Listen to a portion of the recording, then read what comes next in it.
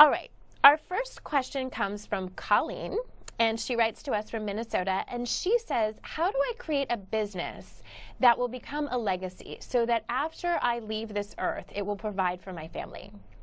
Colleen, this is such a great question.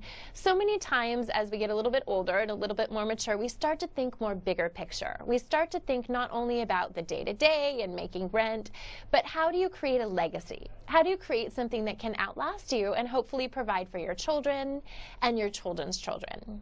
So the advice that I give to you is some that was given to me by a very powerful mentor, and that is to always start with the end in mind.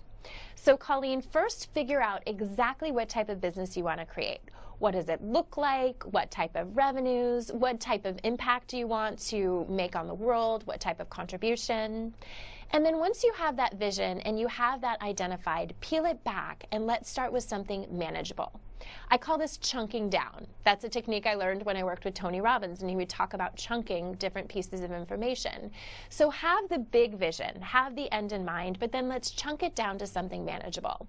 So looking just 1 year out, what needs to happen in order for you to move towards that bigger vision?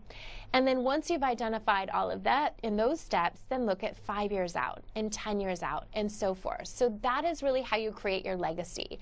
You start with the end in mind, but then you pare it back, you chunk it down so that you have manageable pieces that you can execute on that are going to help you constantly move towards that goal.